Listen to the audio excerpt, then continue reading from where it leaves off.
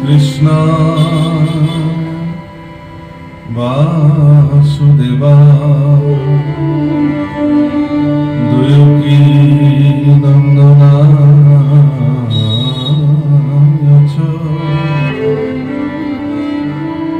নন্দ গোপকুমারা গোবিন্দায় নমো নমঃ। নমঃ পঙ্কজনাভা নমঃ পঙ্কজমালিনে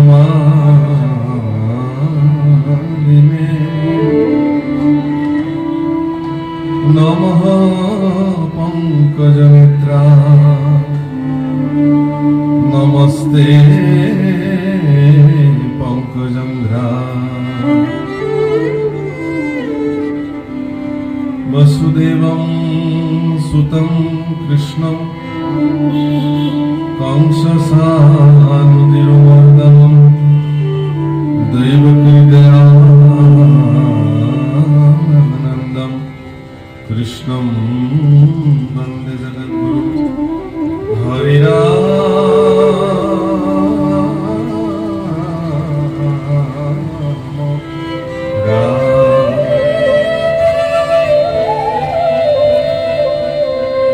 মূকং করোতি বাচালং পঙ্গুং লঙ্ঘয়তে গিরিং যৎকৃপাতমহং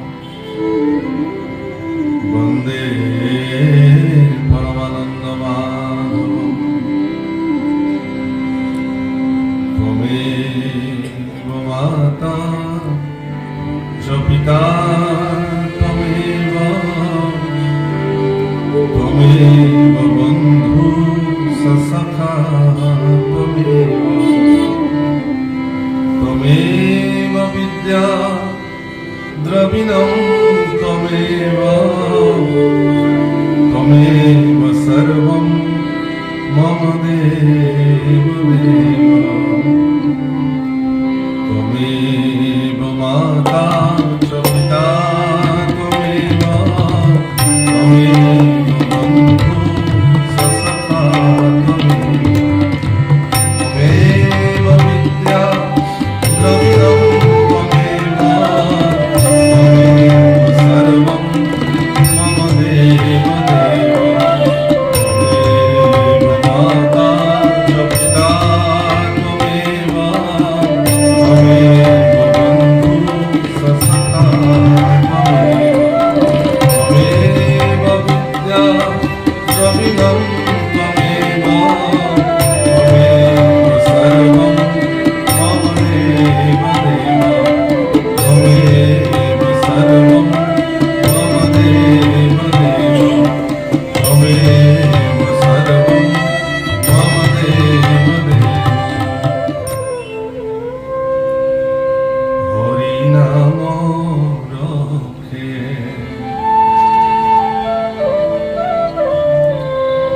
বৈকুণ্ঠ প্রকাশে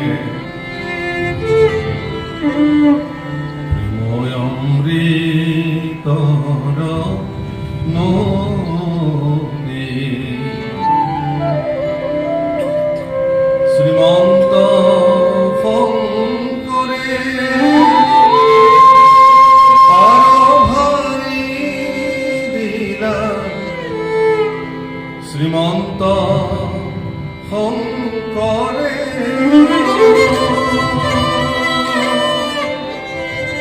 পারভারি দিলা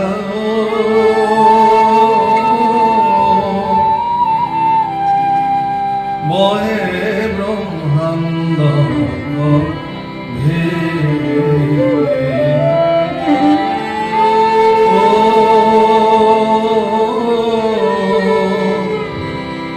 বহে ব্রহ্মাণ্ড ভেদে।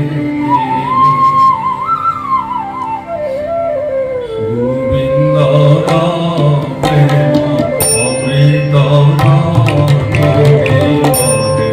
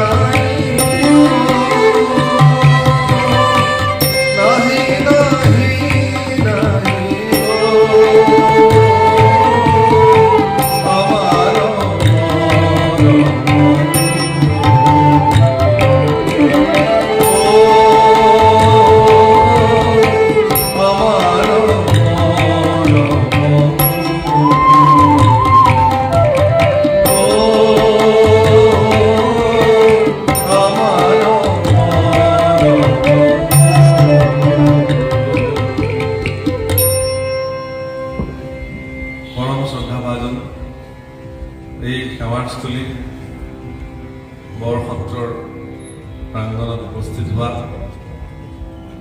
বাপুসকল আইসকল জয় জয়তে আপোনাক সমস্তৰে শ্ৰীচৰণত আমি কৌটি কৌটি সেৱা জনালোঁ আৰু আপোনাক খবৰ আজি এটা পবিত্ৰ দিন সকলোৱে জানে পবিত্ৰ দৌল উৎসৱ ভগৱন্ত পুৰুষৰ সমস্ত ভক্তসকলক ৰঙেৰে ৰঞ্জিত কৰিবৰ কাৰণে ভক্তসকলৰ জীৱনবোৰ ৰঙীন হ'বৰ কাৰণে ভক্তসকলৰ মাজত ভেদাভেদহীন নাইকিয়া হীন কৰিবৰ কাৰণে ভক্তসকলক আনন্দিত কৰিবৰ নিমিত্তে ভগৱন্ত পুৰুষে দৌল উৎসৱ সম্পাদন কৰিছিলে। আৰু আজি এই পবিত্ৰ ক্ষণত আপোনালোক প্ৰতিগৰাকী সন্ত ভক্তসকলক দৌল পূৰ্ণিমাৰ আন্তৰিক শুভকামনা জ্ঞাপন কৰিলোঁ আৰু ভগৱানৰ ওচৰত প্ৰাৰ্থনা কৰিলোঁ দৌলৰ ফাগুৰ ৰঙে আপোনাৰ সবক প্ৰত্যেকে জীৱনবোৰ ৰঙীন কৰি তোলক, সকলো দুখ দুৰ্দশা অপায় অমংগল দূৰ হৈ যাওক, সমগ্ৰ শুৱালকুছিবাসী ৰাইজ ঈশ্বৰ কৃষ্ণৰ কৃপাৰে সমৃদ্ধ হওক, বিশ্ব জগতৰ কল্যাণ হওক, এই প্ৰাৰ্থনাৰে আমি অনুষ্ঠান আৰম্ভ কৰিছোঁ।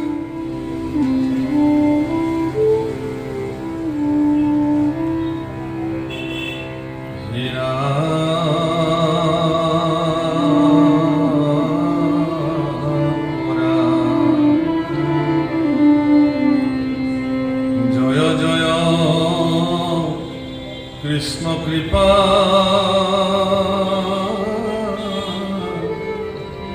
ময় মহেশ্বৰ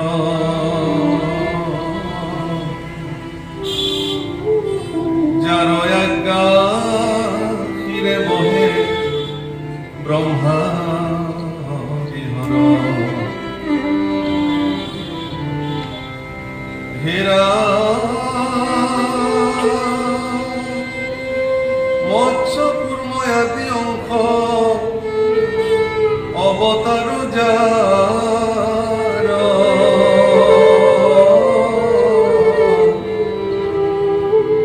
ঈশ্বৰ কৃষ্ণক কোটি কোটি নমস্কাৰ।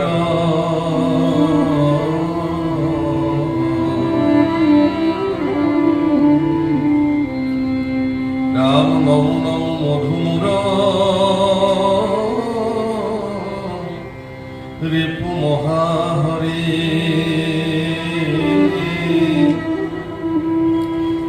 অন্তজয়ু তময়াতি হয়ে কসমুৰি হেৰা সমস্ত জগত নিষ্ঠা ৰকজাৰ নাম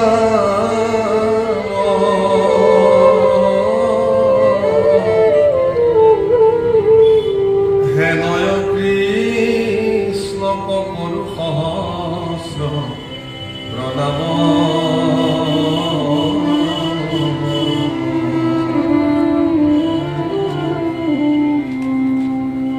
মোৰ বাপসকল আইসকল,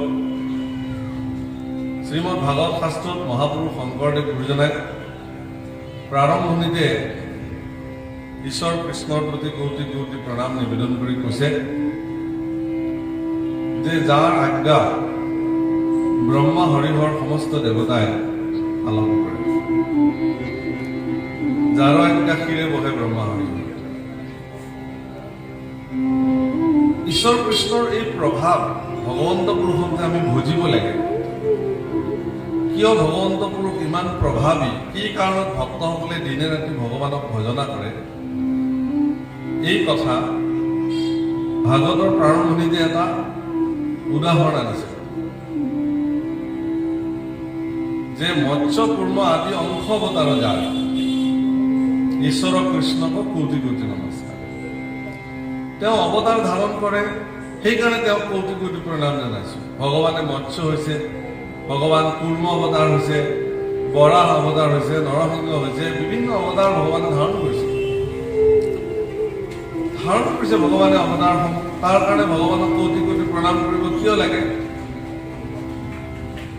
ভগৱানৰ এনে কি গৰজ কৰিছে যে তেওঁ মৎস্য হ'বলগীয়া হৈছে, বৰাহ হ'বলগীয়া হৈছে, কুৰ্ম হ'বলগীয়া হৈছে? ইয়াৰ কাৰণ গীতাত উল্লেখ কৰিছে। ভগৱানৰ অস্তিত্বক প্ৰতিপন্ন কৰিবৰ কাৰণে সৰ্বশ্ৰেষ্ঠ ভগৱানক ভজিব কিয় লাগে, এই কথা শ্ৰীমদ ভগৱত গীতাত উল্লেখ কৰিছে। শাস্ত্ৰসমূহে স্পষ্টভাৱে কৰিছে কি নিৰ্ণয়, यदा यदा हि धर्मस्य ग्लानिर्भवति भारत अभ्युत्थानम् अधर्मस्य तदात्मानं सृजाम्यहं ज्ञानाय साधूनां विनाशाय च दुष्कृतं धर्म संस्थापनार्थाय सम्भवामि जुगे जुगे। তিনিটা বিশেষ উদ্দেশ্যলৈ ভগৱন্ত পুৰুষে বাৰে বাৰে অৱতাৰ ধাৰণ কৰে আৰু যিকেইটা উদ্দেশ্য যদি ভগৱানে সেই উদ্দেশ্যকেইটা ইয়াত পূৰণ নকৰিলহেঁতেন তেতিয়াহ'লে আপোনালোকৰ দৰে সজ্জনসকল আজি পৃথিৱীত সুস্থ শৰীৰে জীয়াই থাকিব পাৰিলহেঁতেন নে নাই মনে। এই যে আমাক সুস্থ শৰীৰে পৃথিৱীত সন্ত হিচাপে জীয়াই থাকিবৰ কাৰণে ভগৱন্ত পুৰুষে কৰ্ম সাধন কৰিছে, সেইকাৰণে তেওঁ ভোজনীয়, এতেকে ভগৱন্ত ভোজনীয়। পৰিত্ৰাণায় সাধূনাম, সাধুসকলক পৰিত্ৰাণ কৰিবৰ নিমিত্তে, বিনাশায় চ দুষ্কৃতাম, দুষ্কৃতিক বিনাশ কৰিবৰ অৰ্থে, আৰু ধৰ্ম সংস্থাপনাৰ্থায়, ধৰ্মক সংস্থাপন কৰিবৰ নিমিত্তে ভগৱন্ত পুৰুষে বাৰে বাৰে অৱতাৰ ধাৰণ কৰে।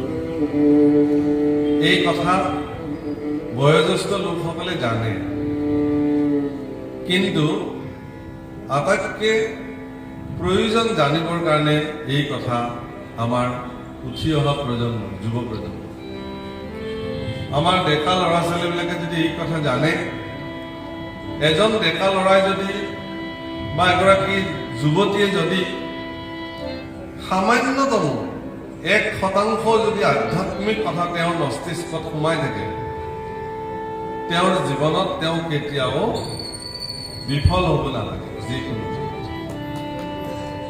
কিয়? প্ৰথম কথা হৈছে কি যে আমি মনুষ্যসকলে অন্যান্য ইতৰ প্ৰাণীৰ নিচিনা আমিবিলাকেও সংসাৰ কৰোঁ, আমিও কৰোঁ, যেনেকে গৰু কৰিছে, গাহৰিয়ে কৰিছে, চবেই। কিন্তু অন্যান্য ইতৰ প্ৰাণীবিলাকৰ তুলনাত মনুষ্যসকলৰ গৃহবাসৰ সুখটো বেলেগ, কিন্তু সুখ হিচাপে একেই, কিন্তু মানুহে ইচ্ছা কৰিলে তাক সলাই ল'ব পাৰে। বিষয়ৰ সুখৰো বহু পায়। এই যে বিষয়ৰ সুখ গাহৰিবিলাকেও পায়, মানুহে যেনেকুৱা পায় গাহৰিও পায়, কুকুৰেও পায়, গৰুও পায়, একে, পাৰ্থক্য নাই। কিন্তু ঈশ্বৰ সেৱাৰ যিটো মাহাত্ম্য, সেইটো মনুষ্য ব্যতিৰেকে বেলেগৰ নাই। সেইকাৰণে মনুষ্য জন্মটো অত্যন্ত মূল্যৱান। কৌটি কৌটি জন্মৰ অন্তৰে যাহাৰ আশ্ৰয় পুণ্যৰ ৰাখি শিশি কদাচিত মনুষ্য হয় ভাৰত ভূমি থাকে। কৌটি কৌটি জন্মৰ অন্তৰত যাৰ সমস্ত পাপ ক্ষয় হৈ তেওঁ পুণ্যৱান লোক হৈ গ'ল, তেওঁহে মনুষ্য হয়। সেইকাৰণে আমাৰ যুগলত আমাৰ বাপসকলে গায় সত্ৰত, ব্ৰহ্মাৰ পাঞ্চনী নৰতনু অনুপাম, ব্ৰহ্মাৰ বাঞ্চনী নৰতনৈটো পাম। এই নৰ শৰীৰটো ব্ৰহ্মাই বাঞ্চা কৰে। ব্ৰহ্মাই ভাবে যে মই কিয় নহলো মানুহ, মই মানুহ হোৱালে, ব্ৰহ্মা হৈও লাভ নাই, মই মনুষ্য হলে সমগ্ৰ পৃথিৱীক জনাইছিল। বিবেকানন্দই কৈছিল, শৃণ্বন্তু বিশ্ব মনুষ্যম অমৃতেষু পুত্ৰাঃ, সেই সমগ্ৰ বিশ্বত তোমালোকে শুনা, মানুহ অমৃতৰ সন্তান। মানুহ এইকাৰণে অমৃতৰ সন্তান যে আজি যদি এই স্থানত কোনোবা ইতৰ প্ৰাণী আহি পেলাই এই পাৰি থোৱা ত্ৰিপালখনত বহে, আপোনালোকে কিন্তু উঠাই দিব, খেদি দিব। ঈশ্বৰ কথা শুনাৰ হাবিয়াস থকাৰ পিছতো ইয়াত গৰু, কুকুৰ, গাহৰি কোনোবা যদি আহি বহে, আপোনালোকৰ লগত তেওঁলোকক স্থান আপোনালোকে নিদিয়ে, খেদি দিব, যে এইটো খেদি দে, কেনেকে সোমালে। কিন্তু ইয়াত যিকোনো প্ৰকাৰৰ ব্যক্তি আহি বহিব পাৰে, যিকোনো মানুহ, পৃথিৱীৰ যিকোনো মানুহ আহি ইয়াত বহিব পাৰে। কৃষ্ণ কথা শুনাৰ অধিকাৰ সকলোৰে আছে। সেইকাৰণে মানুহ অমৃতৰ সন্তান, আৰু মানুহ জন্ম এবাৰে প্ৰাপ্ত হয়, আৰু ইয়াত আৰু কি মনুষ্য সেৱা কৰা এইটো আশা আৰু আশা নহয়। সেইকাৰণে মনুষ্য জন্মত এটা সাধনা আছে, শ্ৰেষ্ঠ সাধনা। সেই সাধনাটো কৰিব লাগে। যদি এই সাধনাটো নকৰে তেতিয়াহ'লে মনুষ্য জীৱনৰ কোনো সাৰ্থকতা নাথাকে। এই সাধনাটো কি? নামৰ সাধনা। ইয়াত কৈছে সেইকাৰণে সমস্ত জগত উদ্ধাৰক যাৰ নাম, যাৰ নাম মানে যাৰ নাম, ঈশ্বৰৰ কথা কৈছে, কৃষ্ণ নাম। কৃষ্ণ নাম অদ্ভুত নাম। কৃষ্ণ নামৰ দ্বাৰা সকলো কৰ্ম সম্পাদন কৰিব পাৰি। জীৱনত এটা সফল জীৱন হিচাপে পৰিসমাপ্তি কৰাব পাৰি একমাত্ৰ নামৰ বিলাকে। কিন্তু আমি বিলাকে সেই মায়াত মজি থাকি সেই নামৰ পৰা আমি বঞ্চিত হওঁ। মায়াতে মজিয়া মন্ত বিকাইলি জিয়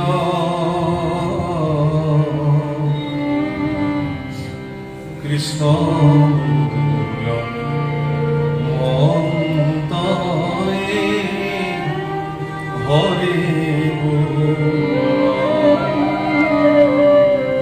মায়াত এনেই জীৱনটো আমি জন্ম হলো, ডাঙৰ হলো, বিয়া বাৰু পাতিলো, সংসাৰ পাতিলো, আৰু এটা সময়ত খাই লৈ মৰি গলো, বাছ।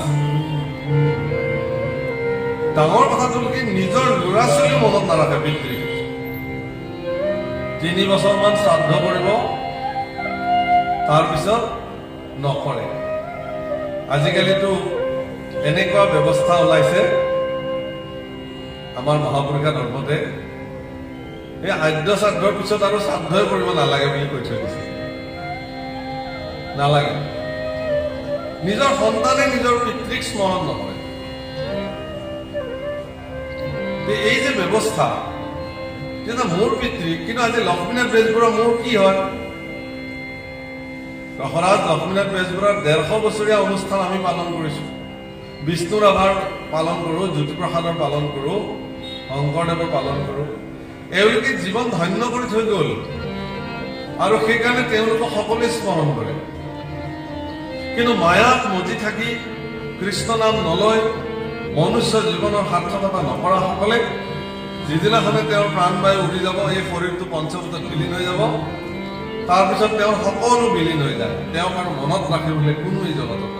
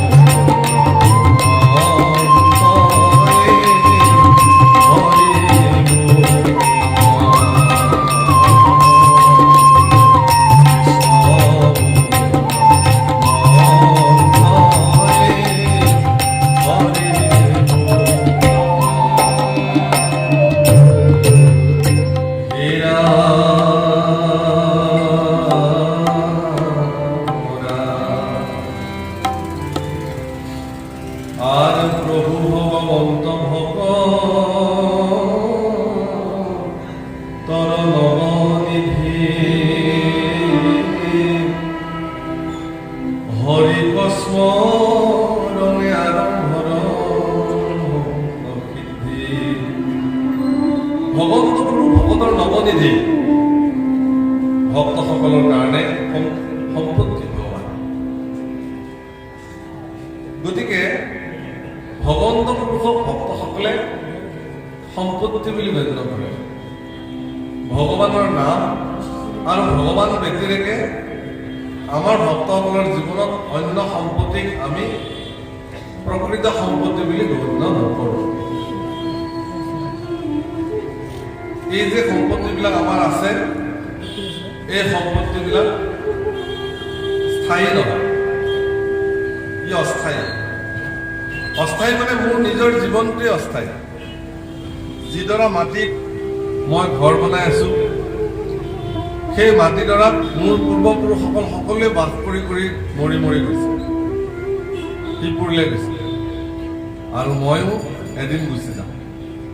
গতিকে ধন জন ঐশ্বৰ্য বিভূতি মাটি বাৰী সম্পত্তি সোণা গহিনা টকা পইচা সকলো ইয়াতে এৰি থৈ যাব।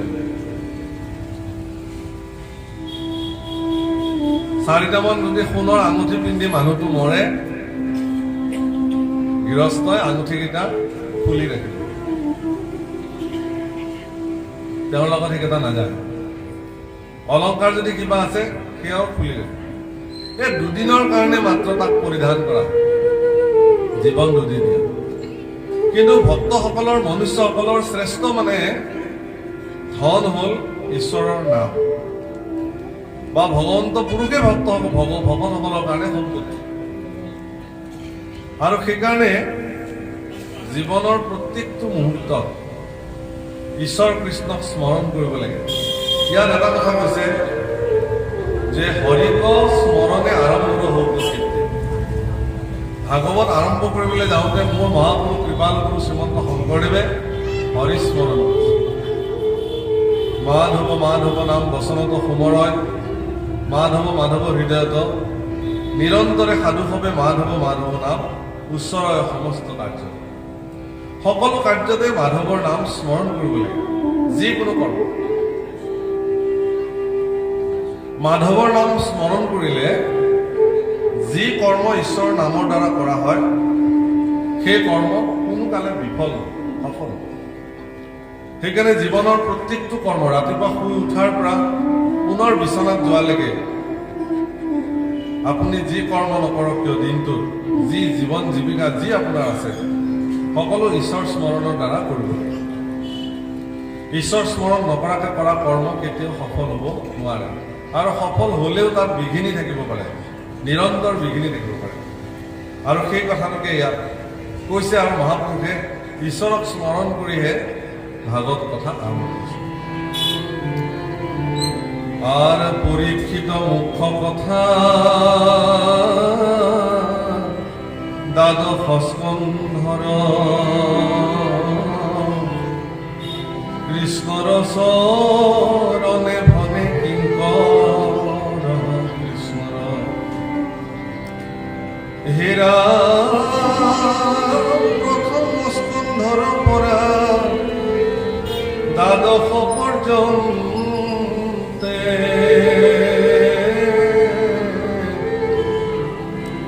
কহিলা ৰাজাত মহামুনি ব্ৰহ্মতে আৰ সংক্ষেপ কৰিয়া উদ্ধাৰিয়া তাৰ সাৰ শঙ্কৰেৰ শিলা কৃষ্ণ চৰিত্ৰ সংক্ষেপে উদ্ধাৰ কৰিছে। দ্বাদশ স্কন্ধ বিশাল ভাগৱতৰ পৰা মহাপুৰুষে সংক্ষিপ্তভাৱে অসমৰ মানুহক জানিবৰ কাৰণে, বুজিবৰ কাৰণে পদবন্ধ নিজৰ ভাষাতে মহাপুৰুষে কৈছে, যাতে এইবিলাক পঢ়ি শুনি মানুহে তেওঁলোকৰ জীৱনত সফল কৰিব পাৰে। জীৱনটোক, মনুষ্য জীৱনটোক তেওঁলোকে যাতে সফল কৰিব পাৰে। মানুহৰ এটা শ্ৰেষ্ঠ উপলব্ধি হ'ব লাগে কি, যে আমাৰ এই যে প্ৰকৃতি আছো, আমি পুৰুষ আছো, এই সকলোবিলাক তেওঁৰ দ্বাৰা আমাৰ পালিত। দৌলোৎসৱৰ তাৎপৰ্যও সেয়া। বৰপেটাত আপোনালোকে দেখিব, শুৱালকুছিত ডাঙৰকে দৌলোৎসৱ হয়, দেখিব আপোনালোকে কি যে ৰং সানি দিয়া হ'ল, এনেকে কোনেও কাকো চিনি নাপায়। আজিৰ কাৰণে সকলোৰে পৰিচয় এটাই, আমি মানুহ। এই যে আমাৰ এটা পোচাকী নাম আছে, মোৰ নাম ৰিজু পাঠক মহন্ত, কাৰোবাৰ নাম কিবা, এই যে পোচাকী নামবোৰ, এই নামবিলাক দৌলৰ ফাকুৱাত যেতিয়া আবিৰ সানি দিয়া হয়, সেই নামটো নাইকিয়া হৈ যায়। বা আপোনাক চিনিবই পৰা নাছিলো, ওচৰত আহি যেতিয়া মাত মাতে তেতিয়াই দূৰৰ পৰা দেখিছো যে এটা মানুহ আহিছে। তাৰমানে আমি চব মানুহ, ৰঙেৰে একাকাৰ হৈ গলে আমি চব মানুহ হৈ যাওঁ। যদি ৰঙেৰে নিজক একাকাৰ নকৰো, বেৰং সানি থাকো, তেতিয়াহ'লে আমাৰ মাজত বিভাজন আহি যাব। মই ধনী, তেওঁ দুখীয়া, মই শিক্ষিত, তেওঁ অশিক্ষিত, মই উচ্চ জাত, তেওঁ নিজ জাত। ৰংটো গুচি গলে সেই স্বৰূপবিলাক প্ৰকট হৈ যায়। কিন্তু ৰঙেৰে যেতিয়া ঢাকি থৈ দিয়ে, হৃদয়বিলাক ৰঙীন হৈ থাকে ফাগুৰ ৰঙেৰে, তেতিয়া তাৰ শ্ৰেষ্ঠ উপলব্ধি কি হয়? প্ৰকৃতি পুৰুষ, প্ৰকৃতি পুৰুষ, দুৰ্নিয়ন্তা মাধৱ হে, প্ৰকৃতি পুৰুষ, প্ৰকৃতি পুৰুষ, দুৰ্নিয়ন্তা মাধৱ হে, প্ৰকৃতি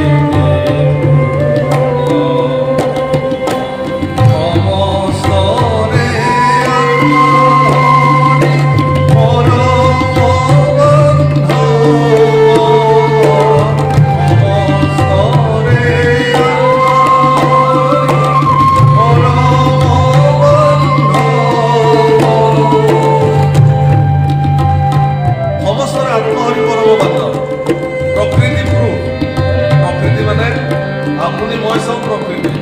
পুৰুষ তেওঁ মাত্ৰ একমাত্ৰ পুৰুষ, গতিকে তেওঁ যিহেতু একমাত্ৰ পুৰুষ আৰু আমিবিলাক যিহেতু চব প্ৰকৃতি, গতিকে প্ৰকৃতিৰ মাজত প্ৰকৃতিক চৈতন্য কৰি ৰখা যিটো জীৱাত্মা, সেইটো পুৰুষ বুলি কৈছে। আৰু সেই জীৱাত্মাৰ শক্তি য'ৰ পৰা আহে তাক পৰমাত্মা বুলিছে, পৰম পুৰুষ। নাৰায়ণ হৰি ৰাম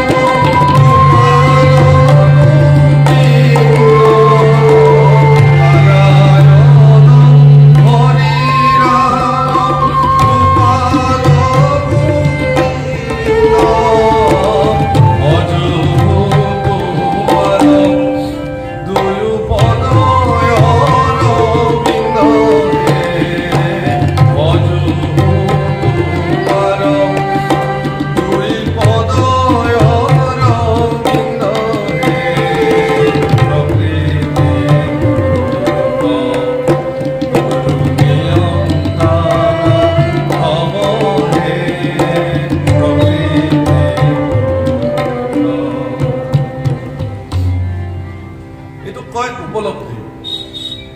দৌলৰ মাজেৰে, ফাগু উৎসৱৰ মাজেৰে, অৰ্থাৎ ফাগু উৎসৱ আজিকালি সমাজত এই দৌল উৎসৱটো এটা বেলেগ উৎসৱলৈ ৰূপান্তৰ হৈ গুচি গৈছে, যিটো ভাষা নাই ক'বলৈ আজিৰ তাৰিখত, এক বেভিচাৰী পৰ্যায়লৈকে গুচি গৈছে, যিটো কথা ক'বলৈ লাজ লাগে। হয়তো শুৱালকুছিত নহ'ব পাৰে, আমি নাজানো, মই দেখা নাই শুৱালকুছিত, কিন্তু অন্য কিছুমান জেগাত আমি দেখো যে দৌল উৎসৱ মানে এটা বেলেগ বস্তু। ইয়াৰ যে সম্পূৰ্ণ আধ্যাত্মিকতা এটা আছে। আজি ঈশ্বৰ পুৰুষ দৌলৰ ওপৰত বহিব, তেওঁ সুন্দৰভাৱে দৌলৰ ওপৰত সাজ সজ্জা কৰি বহিব, ৰঙেৰে গুলাল হৈ সকলো ৰঙীন হৈ যাব, সমস্ত ভক্তৰ প্ৰতি কৃপা দৃষ্টি কৰিব, সকলোৰে হৃদয়ে হৃদয়ে ভগৱন্ত পুৰুষৰ প্ৰতি কৃপা দৃষ্টি প্ৰস্ফুটিত হ'ব। সেয়াহে হোলীৰ বা দৌল উৎসৱৰ তাৎপৰ্য। তাতকৈ ডাঙৰ কথা কি জানে? মই আজি আপোনালোকক এটা দৌলৰ ডাঙৰ কথা কওঁ। দৌল উৎসৱৰ আগদিনাখন গণ বুলি কয়, তাতে হোলিকা দাহন কৰে। ইয়াতে কৰেনে? হোলিকা দাহন নকৰে? আচ্ছা, হোলিকা দাহন যিটো কৰে, হোলিকা হ'ল হিৰণ্যকশিপুৰ ভনীয়েকৰ নাম। হোলিকাৰ জীৱনত এটা বৰ আছিল, তেওঁ অগ্নিত যদি বহি থাকে হোলিকাৰ শৰীৰ নুপুৰে। গতিকে পিতৃ হিৰণ্যকশিপুৱে প্ৰহ্লাদৰ প্ৰতি যেতিয়া চূড়ান্ত শাস্তি ঘোষণা কৰিলে যে তেওঁক অগ্নিত জাপি দিয়া হওক, তেতিয়া হোলিকাই ক'লে যে মই কোলাত লৈ থাকিম, কাৰণ মোকতো নুপুৰে, গতিকে সিয়াক মই এনেকে ধৰি থাকিম, আৰু প্ৰহ্লাদ পুৰি ছাই হৈ যেতিয়া যাব তেতিয়া মই উঠি গুচি আহিম। সেইমতে প্ৰকাণ্ড শৰীৰ চিতা বনোৱা হ'ল। হোলিকা বহি ল'লে চিতাৰ ওপৰত, প্ৰহ্লাদক কোলাত তুলি ল'লে আৰু অগ্নি সংযোগ কৰি দিয়া হ'ল। ডাও ডাওকে অগ্নি জ্বলিব ধৰিলে। যন্ত্ৰণা কাতৰ চিঞৰ আৰম্ভ হ'ল। অলপ পিছত কি হ'ল? হোলিকাৰ শৰীৰ পুৰি ছাই হ'ল। কিয়? প্ৰহ্লাদক কিয় নুপুৰিলে? আজিৰ হয়তো প্ৰজন্মৰ ল'ৰা ছোৱালী ক'ব যে এনেকুৱা ঘটনা ঘটিছিল নে? জুইত মানুহ এটা দিলেও নুপুৰে। এৰা, প্ৰহ্লাদে এটা কথা অনুভৱ কৰিছিল যে এই যে অগ্নি, এই অগ্নি মোৰ শৰীৰ গঠন হৈছে অগ্নি তত্ত্বৰ দ্বাৰা, পঞ্চ তত্ত্বৰ দ্বাৰা এই শৰীৰটো গঠন হৈছে। ক্ষিতি, অপ, তেজ, মৰুত, ভূম, এই পঞ্চতত্ত্বৰ দ্বাৰা। তাত অগ্নিও আছে। গতিকে প্ৰহ্লাদে যেতিয়া অগ্নিত বহিছে, প্ৰহ্লাদে শৰীৰৰ অগ্নিতত্ত্বক স্মৰণ কৰিছে যে তুমিতো আছাই মোৰ ভিতৰত, গতিকে মোৰ এই অগ্নি প্ৰজ্বলিত হৈ আছে, সেই অগ্নিয়ে এই শৰীৰতো ভিতৰত অগ্নি আছে। গতিকে এই অগ্নিতত্ত্বটোক স্মৰণ কৰাৰ লগে লগে বাহ্যিক অগ্নিয়ে ভিতৰৰ অগ্নিতত্ত্বৰ লগত মিত্ৰতা সম্পন্ন কৰিলে। সেইকাৰণে প্ৰহ্লাদক অগ্নিয়ে একো কৰিব নোৱাৰিলে, কাৰণ অগ্নিৰ ভিতৰত যি শক্তি সেয়া ঈশ্বৰ শক্তি। একাত্মতা মন্ত্ৰত কোৱা হৈছে যে আমি চব একে। অগ্নিৰ ভিতৰতো পৰম ব্ৰহ্ম আছে, পানীৰ ভিতৰতো পৰম ব্ৰহ্ম আছে, গছতো আছে, মাটিতো আছে, বায়ুতো আছে, চবতে আছে। সেয়া এক কৰি যিদিনাখন ল'ব পাৰিব, সেইবিলাকৰ প্ৰভাৱ শৰীৰত বিৰূপ প্ৰভাৱ নপৰে। আপোনাৰ ভিতৰত থকা অগ্নিতত্ত্বই আপোনাক সৰ্বদা আপোনাৰ ভিতৰত থাকি আপোনাৰ কাৰণে ধনাত্মক কৰ্ম সাধন কৰি আছে। যদি জঠৰাগ্নিত অগ্নি এক টুকুৰ জ্বলি নাথাকিলেহেঁতেন, আপুনি খোৱা খাদ্য সেইবোৰ যেনেকে খালে এনেকে থাকিলে। শৰীৰৰ অধিকাংশ শৰীৰত পানী আছে, সেই পানী কমি গ'লে মানুহজন ৰুগ্ন হৈ যায়। সকলোৱে নিজৰ নিজৰ তত্ত্বৰে কাম কৰি আছে, কেৱল উপলব্ধিৰ কথা। গতিকে হোলিকা দাহনৰ জৰিয়তে যি হোলী মহোৎসৱ, হোলিকাক দাহন কৰা হ'ল, তাৰমানে যদি কোনোবাই ঈশ্বৰৰ দ্বাৰা বা কোনোবা ব্ৰহ্মাৰ দ্বাৰা, দেৱতাৰ দ্বাৰা যদি বৰ প্ৰাপ্তও হৈছে, সেই বৰ যদি তেওঁ ধ্বংসাত্মক কাৰ্যত প্ৰয়োগ কৰিছে, তেতিয়াহ'লে তেওঁ তাতে ক্ৰীড়া কৰিব। গতিকে হোলী উৎসৱত মানুহে এটা সংকল্প ল'ব লাগে। দৌলৰ দিনা, পূৰ্ণিমাৰ দিনা দৌলত ফাগুৰ ফুট তিলক ধাৰণ কৰি প্ৰত্যেকজন ব্যক্তিয়ে সংকল্প ল'ব লাগে। কি? যে আজিৰ পৰা আমাৰ এই জীৱনটোৱে, এই শৰীৰটোৱে এনেকুৱা দ্বিতীয়টো শৰীৰৰ অকল্যাণৰ কাৰণে একো কাম নকৰোঁ। সেইটোৱে হোলীৰ তাৎপৰ্য। হোলিকাই ইমান বৰপ্ৰাপ্ত হোৱাৰ পিছতো তেওঁ ধ্বংস হৈ গ'ল, কাৰণ তেওঁৰ সংকল্পটো আছিল কাৰোবাক জ্বলাই দিয়া। সেইকাৰণে নিজে জ্বলিল শক্তি থকাৰ পিছত। আপোনাৰ হাতত হয়তো বহুত শক্তি থাকিব পাৰে, সেই শক্তিৰ যদি আপুনি অপপ্ৰয়োগ কৰে, এদিন সেই শক্তি আপোনাৰ কাৰণে কাল হৈ যাব পাৰে। এই হোলীৰ তাৎপৰ্য। সেইকাৰণে ভগৱন্ত পুৰুষে ভক্ত আৰু ভগৱান একাকাৰ হৈ হোলীৰ ৰঙেৰে ৰং বোলাই। ইয়াৰ বৈজ্ঞানিক কাৰণো আছে। আচলতে এই ফাগু ফুলৰ ৰেণুৰ দ্বাৰা নিৰ্মিত হয়, ফুলৰ পাপৰিৰ দ্বাৰা নিৰ্মিত হয়, নদীৰ ৰঙা মাটিৰ পৰা নিৰ্মাণ হয়, যমুনাৰ বালিৰ পৰা ফাগু নিৰ্মাণ হয়, বিভিন্ন প্ৰকৃতিৰ তত্ত্বৰ পৰা তাক নিৰ্মাণ হয়। সেইবোৰ যদি শৰীৰত সানি দিয়া হয়, এনেকুৱা শুকান দিনত যদি কোনোবাই বিশুদ্ধ মাটিৰ বোকা শৰীৰত যদি অলপ সময় লেপন দি ৰাখিব পাৰে, তাৰপিছত গা ধুই দিলে সেইটো এটা ডাঙৰ শক্তি শৰীৰে তাৰ পৰা অৰ্জন কৰে। সেইটো এটা চিকিৎসাই আছে দক্ষিণ ভাৰতৰ ফালে এতিয়াও। কিছুমান বিশেষ বেমাৰত মানুহক বিশুদ্ধ মাটিৰ লেপন দি ৰাখি থৈ দিয়ে কলপাতত খুৱাই, সম্পূৰ্ণ শৰীৰ। সেইবিলাক প্ৰকৃতিতে। কিন্তু আজিকালি আমি কৰিলোঁ কি? চাইনাৰ পৰা অহা সেই মজেণ্টিক কালাৰ, যিবোৰ আমাৰ দুৰ্ঘুৰ কেমিকেল, যাক এবাৰ লগাই দিলে এমাহ মানলৈকে নাযায়, স্কিনত তাৰ পৰা স্কিন কেঞ্চাৰ হ'ব পাৰে, শত্ৰু দেশ চাইনা এইবিলাক অনেক ব্যৱস্থা কৰিছে। ভাৰতবৰ্ষৰ মানুহে উৎসৱৰ নামত এইবিলাক গঢ়ি লওক গায়ে মূৰে আৰু তেওঁলোক ৰুগ্ন হৈ যাওক। তেওঁলোকৰ এইবিলাক ইচ্ছা। মই স্পষ্ট কৰিছোঁ এই কথা। নহয় যদি আপোনালোকে সোধক, চিকিৎসকসকলক সোধক গৈ, চিকিৎসকসকলে মানা কৰে যে এইবোৰ নকৰিব। তাতকৈ আপুনি ফাগু গুৰি খানক, বালি সানি দিয়ক কাৰোবাৰ গাত, একো নহয়। বিশুদ্ধ বোকা হোলী খেলিব লাগে, আপুনি বিশুদ্ধ বোকা সানি ৰেডি কৰি সানি দিয়ক, একো নহয়। সেই বুলি আপুনি নলাটোৰ পৰা এক বাল্টিং পানী আনি বোকা আনি যদি কাৰোবাক হোলী ঢালি দিয়ে, সেইটোতো উৎসৱ নহ'ব নহয়। সেই মানুহটো তাতে কিমান বীজাণু সোমাই যাব, পিছদিনাখনে তেওঁ হয়তো হস্পিটেলাইজ কৰিব লাগিব। কিন্তু উৎসৱৰ নামত অত্যাচাৰ হ'ব। সেইকাৰণে ভাৰতবৰ্ষত বিশেষভাৱে অসমত এই উৎসৱসমূহ ক্ৰমাগতভাৱে কিছুমান ব্যক্তিৰ হাতোৰাত, ব্যৱসায়িক চক্ৰান্ততে হওক, কিছুমান ষড়যন্ত্ৰত কৰি পেলাই উৎসৱসমূহে এটা বিপৰীত গতি আজিৰ তাৰিখত ধাৰণ কৰিছে। সেইকাৰণে হোলী উৎসৱ, দৌল উৎসৱ, এই উৎসৱসমূহত যাতে তাৰ প্ৰকৃত অস্তিত্বটো বাজি থাকে, তাৰ কাৰণে আমি প্ৰত্যেকজন সচেতন মানুহে সজাগ হ'ব লাগে। মোৰ ল'ৰাটোৱে ইচ্ছা কৰিলেও মই তাক কিয় কিনি দিম? নহয় বাবা, মই তোমাক এইটো নিদিম। তাৰ কাৰণে তাৰ দৰকাৰ হ'লে তোমাক মই এটা পাউডাৰৰ টেমা কিনি দিম, তুমি পাউডাৰ লগাই দিয়া। ফাগু, বিশুদ্ধ ফাগু আছে, খুব ধুনীয়া, চন্দনৰ গুৰি দিয়ে তাত, ল'ব, তাৰ পৰা অসুবিধা একো নহয়। সেইকাৰণে উৎসৱৰ মাধ্যমেৰে যি দৌল উৎসৱ, ভগৱন্ত পুৰুষে প্ৰতিজন ভক্তক ৰঙীন কৰাৰ যিটো প্ৰয়াস, সেইটো সেইকাৰণে এই কথাৰ প্ৰতি আমি সচেতন নিশ্চয় হ'ম। হেৰা আৰ 28 সহস্ৰ ঋষি বেদত প্ৰধান বিষ্ণুৰ নৈমিক ক্ষেত্ৰ মহাস্থান। হেৰা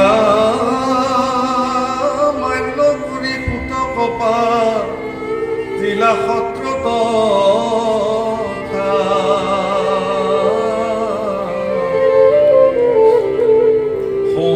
প্ৰমুখে শুনে ভাগৱত কথা।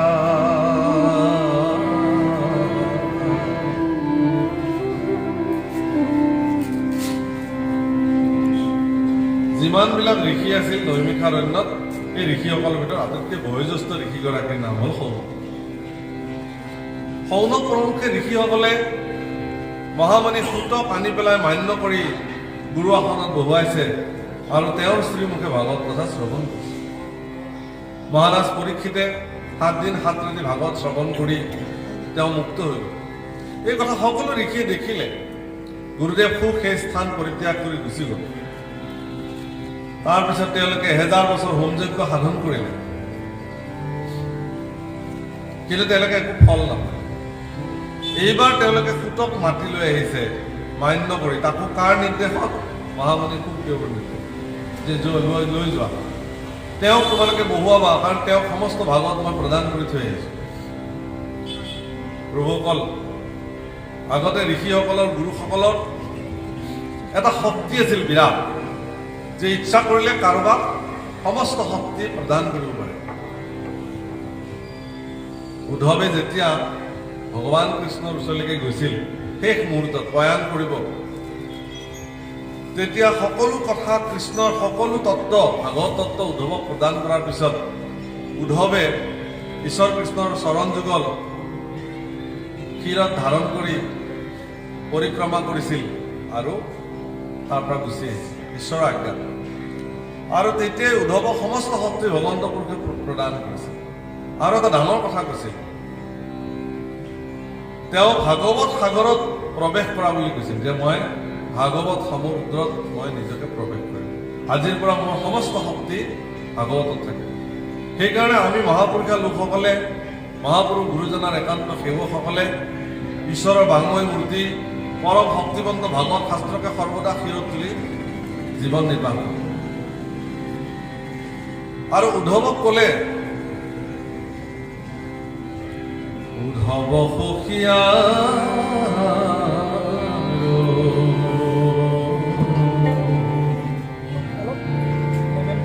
বান্ধৱ সখী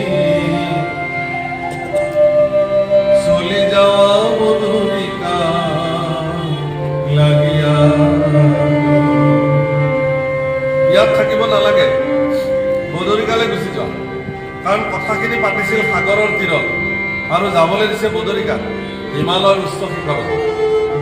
কৃষ্ণ প্ৰাপ্তিৰ পিছত, কৃষ্ণ জ্ঞান সন্নিৱিষ্ট হোৱাৰ পিছত ব্যক্তি এজনৰ গতিটো ক্ৰমাগত ঊৰ্ধ্বগতি হয়, অধোগতি নহয়। সেইকাৰণে সমুদ্ৰ পৃষ্ঠৰ পৰা বদৰিকালৈ গৈছে। উদ্ধৱ সখীয়া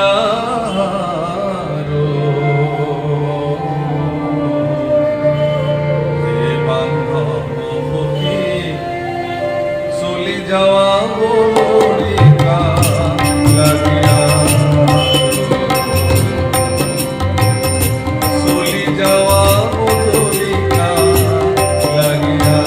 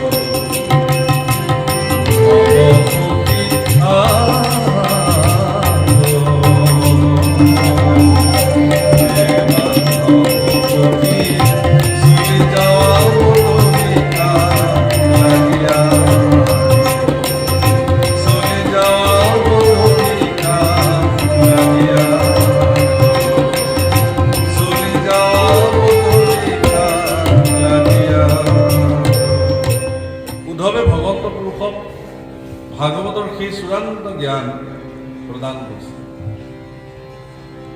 আৰু উদ্ধৱক কৈছিল যে সমস্ত পৃথিৱী জুৰি তুমি এটা বস্তু বিস্তাৰ কৰিবা, এইটো কি? ভক্তি।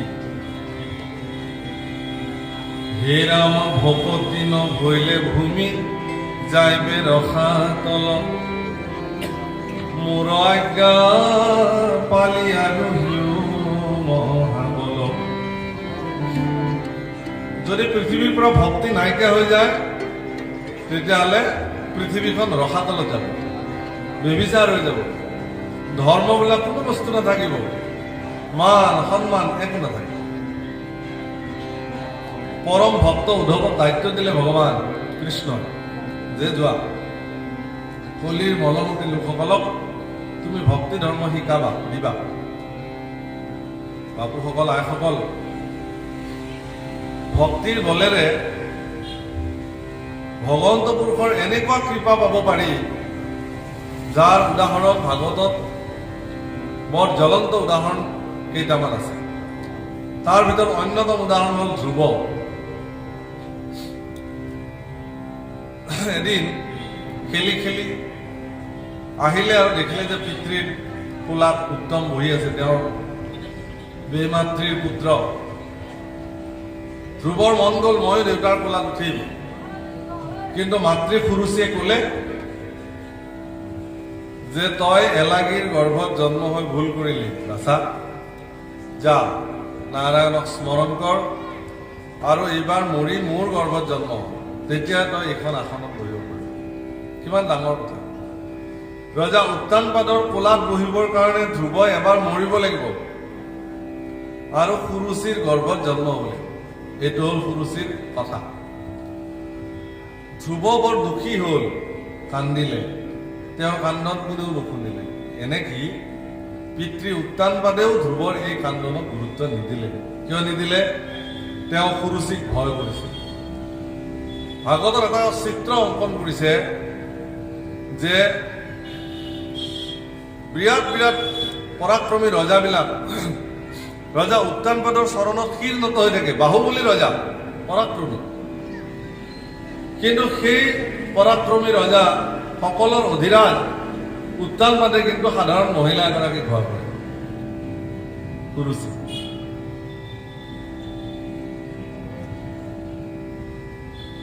এজন মানুহে এদিন ঘৰত বাথৰুমত মানে নিজৰ পত্নীয়ে খুব চিঞৰ মাৰিলে। তাৰপিছত ওলাই আহিলে, আহি দেখিলে যে বাথৰুমত এটা পঁইতাচৰা আছে। বোলে এইটো গিৰিয়েকক কৈছে যে এইটো মাৰি পেলোৱা, ইয়াক খেদে দিয়া, মোৰ বিৰাট ভয় লাগিছে। তেতিয়া গিৰিয়েকে গৈ সেই পঁইতাচৰাটোক বাৰম্বাৰ সেৱা কৰিছিল যে ধন্য তোৰ জীৱন। যিগৰাকী মহিলাৰ ভয়ত মই কঁপি থাকো, সি তোমাক ভয় কৰে যে তুমি মোক কিমান শক্তিশালী। পৰম পৰাক্ৰমী ৰজাসকলে যাক সেৱা কৰি থাকে মহাৰাজ উত্তানপাদ, তেওঁ সুৰুচিক ভয় কৰে। সুৰুচিৰ ভয়তে নিজৰ পুত্ৰ ধ্ৰুৱক একো নকলে, গুচি গল। আৰু ধ্ৰুৱই কান্দি কান্দি আহি মাতৃৰ আগত কলে, সুনীতিৰ আগত, যে আই মোৰ আজি এনেকুৱা হৈছে। আপোনালোকে এটা কথা মন কৰিব যে সমাজত দুই প্ৰকাৰৰ মহিলা আছে আইসকল। এক প্ৰকাৰ সুৰুচি সম্পন্ন আৰু এক প্ৰকাৰ সুনীতি সম্পন্ন। কিছু সংখ্যক আমাৰ আইসকলে কেৱল ৰুচিশীল জীৱন এটা কটাই ভাল পায়। ভাল পিন্ধিব লাগে, ভাল খাব লাগে, ঘূৰিব লাগে, ফুৰিব লাগে, বাছ। আৰু এচাম মহিলা আছে, তেওঁলোকে নীতি ভাল পায়, নীতিযুক্তা, তেওঁলোকক সুনীতি বোলে। আৰু সেই সুনীতিৰ গৰ্ভতহে ধ্ৰুৱৰ জন্ম হৈছে। সুৰুচিৰ গৰ্ভত জন্ম হোৱা পুত্ৰ উত্তানপাদক অকালতে যক্ষই মাৰি পেলাইছে, অৰণ্যত মৃগয়া কৰিবলৈ যাওঁ। যি কি নহওক, এই যে এগৰাকী ভক্তিযুক্ত মাতৃ, ভাগৱত শাস্ত্ৰত ধ্ৰুৱৰ মাতৃ সুনীতিক কি বুলি কৈছে? শেষত একদম ধ্ৰুৱ মাহাত্ম কৈছে যে সুনীতি বৰ বৰ বেদজ্ঞসকল, যিসকল ঋষি আছে, দ্বিজবৰ আছে, তেওঁলোকতকেও শ্ৰেষ্ঠ সাধক বুলি কৈছে। এগৰাকী মাতৃক বেদজ্ঞ শাস্ত্ৰজ্ঞ ঋষিসকলতকেও উচ্চস্তৰীয় সাধক বুলি ভাগৱত শাস্ত্ৰই স্বীকৃতি দিছে। পৃথিৱীত এনেকুৱা এখন ধৰ্মসভা নাই য'ত ধ্ৰুৱৰ প্ৰসংগ ঋষিসকলে নানে। দেৱৰ্ষি নাৰদে এনেকুৱা এখন সভাত ৰঞ্জিত কৰা নাই লোকক য'ত ধ্ৰুৱৰ চৰিত্ৰ তেওঁ পোৱা নাই। ধ্ৰুৱৰ চৰিত্ৰ ক'লেই সুনীতিৰ কথা ক'ব লাগে। কাৰণটো কি? এই যে সুৰুচিয়ে ক'লে এটা কথা যে তুমি ঈশ্বৰ চিন্তা কৰা, ঈশ্বৰক কোৱা যে তুমি যাতে মোৰ গৰ্ভত জন্ম হ'ব পাৰা, এই বাক্যটোৰ এটা পজিটিভ ধনাত্মক দিশ সুনীতিয়ে নিৰ্ণয় কৰি পেলাইছিল। ধ্ৰুৱই কৈছিল যে আমাৰ ইমান দুখ জীৱনত আমি কান্দিব লাগে। আমাৰ সকলোৰে জীৱনত দুখ আহে, চক্ৰবত পৰিৱৰ্তন দুখ আহে নিশ্চয় সুখ আনিছে। জীৱনৰ চক্ৰবত পৰিৱৰ্তন দুখ সুখ চব থাকে। এই দুখ আৰু সুখক নিয়ন্ত্ৰিত কৰি জীৱনটো আগবঢ়াই নিবৰ কাৰণে মানুহে সাধনা কৰিব লাগে। ইয়াৰ বেলেঞ্চটো যদি নাইকিয়া হৈ যায়, সুখত আত্মহাৰা হৈ যায়, দুখত যদি ভাঙি পৰে, তেতিয়াহ'লে তেওঁৰ জীৱন শেষ। ইয়াৰ বেলেঞ্চটো ৰাখিবৰ কাৰণে অত্যন্ত সুখী ব্যক্তিসকলো কি হৈ নাযায়, সুখত আত্মহাৰা হৈ নাযায়। আৰু অত্যন্ত দুখী ব্যক্তিজনেও দুখত ভাগি নপৰে। এইটোকে কয় স্থিতপ্ৰজ্ঞ অৱস্থা বুলি। শীতস্ত সুখ দুঃখেষু সমসংগ বিবৰ্জিতঃ তুল্য নিন্দা স্তুতিৰ মৌনী মাত ভক্ত সমীপ্ৰিয়। স্থিতপ্ৰজ্ঞ লোকৰ এইবিলাক চৰিত্ৰ। সুনীতি ইমান দুখতো পুত্ৰই কান্দি কান্দি আহিছে, পিতৃয়ে কোলাত নলয় বুলি কৈছে, ৰাজ কাৰেঙৰ পৰা দূৰত ঘৰ বন্ধাই দিছে, তাতে থাকে। কোনোদিন উত্তানপাত ৰজাই এটাও খবৰ নলয় নিজৰ পত্নী বুলি। ইমান দুখত থাকিও সুনীতিয়ে কিন্তু নিজৰ স্থিতিৰ পৰা লৰচৰ হোৱা নাই। হ'ব পাৰে দুখটো আহে জীৱনত, এদিন সুখ আহিব। ঈশ্বৰক এৰা নাই কিন্তু। সেইকাৰণে সুনীতিয়ে, এইটো বহুত ডাঙৰ কথা, সূত্ৰ। সুনীতিয়ে ধ্ৰুৱক কৈছে, বাবা তোমাৰ যে মাতৃ অৰ্থাৎ অইন এগৰাকী মাতৃ সুৰুচিয়ে যে তোমাক এটা ভাল কথা কৈছে, তুমি মন কৰিবা। এই যে আমাৰ দুখ, তুমি কান্দিছা, মই কান্দিছো, এই দুখবিলাকৰ পৰা মুক্ত হ'বৰ কাৰণে আমিবিলাকে ভগৱানক বুজিব লাগে। ভগৱানক বুজিলে কি হ'ব? ভগৱানে সাক্ষাৎ কৰিব আৰু ভগৱানে সেই দুখ ভঞ্জন কৰিব। আৰু এবাৰ যদি ভগৱন্ত পুৰুষে কাৰোবাৰ দুখ ভঞ্জন কৰি দিলে, তেওঁ আৰু কেতিয়াও দুখী নহয়। তুমি যোৱা ভগৱানক ভজনা কৰা। এগৰাকী 5 বছৰীয়া ল'ৰা অৰণ্যলৈ ঈশ্বৰ ভজিবৰ কাৰণে গুচি গৈছে, মাতৃয়ে কিন্তু তেওঁক বাধা দিয়া নাই। অৰণ্যত তেওঁ বাঘে খাব নে সিংহই খাব নে কি হ'ব, খাব পাব নে নাপাব, মৰিব নে কি হ'ব, এই কথা অলপো সুনীতিৰ তাৰ প্ৰতি গুৰুত্ব নাই। কিয় নাই? সুনীতিয়ে জানে যে তেওঁৰ সন্তানক তেওঁ ইমান দৃঢ় মনা কৰি তুলিছে যে সেই দৃঢ়তাৰে তেওঁ এদিন ভগৱানক ভজিব, আৰু ভগৱানক ভজিলে ভগৱানক প্ৰাপ্তি হ'ব। ভগৱানক প্ৰাপ্তি হ'লে তেওঁ যি হেৰুৱাই পুনৰ সেইবিলাক উভতাই পাব। যদি ভগৱানক ভজিলে মোৰ স্বাস্থ্যৰ হানি হয়, তেতিয়াহ'লে পুনৰ সেই স্বাস্থ্য ভগৱানে মোক ঘূৰাই দিব। ভগৱানক ভজিবলৈ যাওঁতে মোৰ যদি সময় নষ্ট হয়, সেই সময়ৰ গৰাকী কিন্তু ভগৱান। ভগৱানক ভজিবলৈ যাওঁতে যদি মোৰ ধনৰ অনিষ্ট হয়, সেই ধনৰ গৰাকীও কিন্তু লক্ষ্মী, যাৰ স্বামী ভগৱান।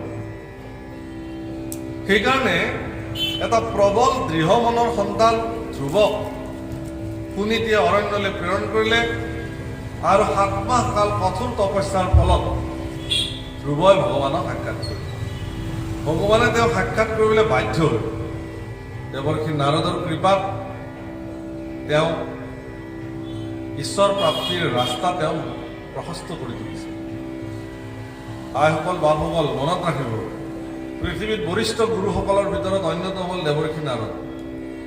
এতিয়ালৈকে যিমান সাধক পুৰুষ আছে, প্ৰত্যেকজন সাধক পুৰুষকে দেৱৰ্ষি নাৰদে গুৰুৰ আসনত বহি পেলাই শৰণ দি আছে। গতিকে দেৱৰ্ষি নাৰদৰ দৰে গুৰু পৃথিৱীত খুব কম আছে।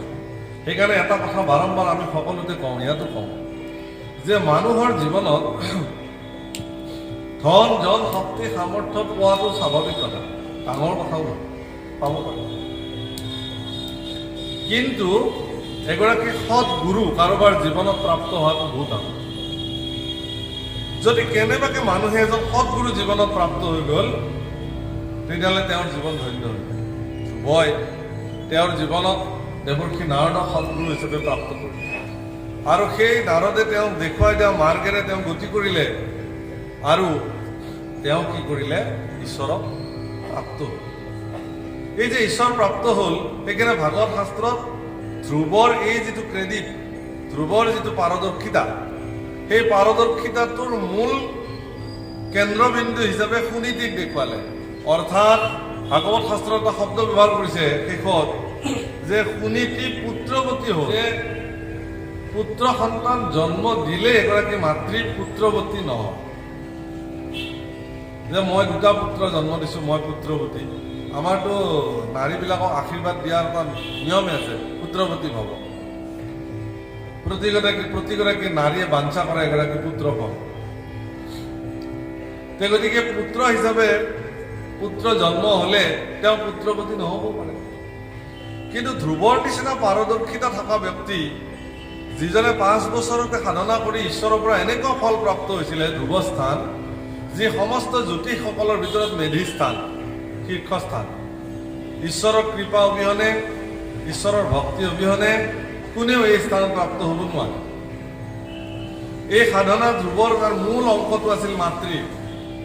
মাতৃয়ে সাধনা কৰিছিল আৰু তাৰে ফলশ্ৰুতিত ধ্ৰুৱই জীৱনত সৎ স্থান প্ৰাপ্ত হৈছিল।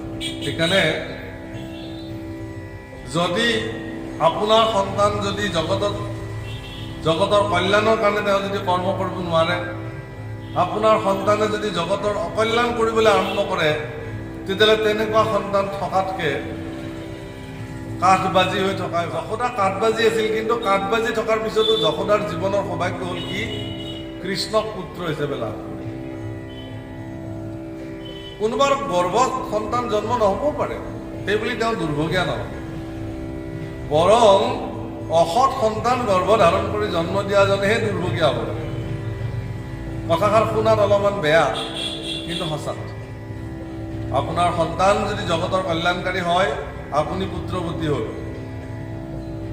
আৰু সেই কথাটোকে শাস্ত্ৰত বৰ্ণন কৰিছে, খুব ধুনীয়াকৈ কৈছে যে নাম সাধনাটোৱে জগতৰ শ্ৰেষ্ঠ সাধনা।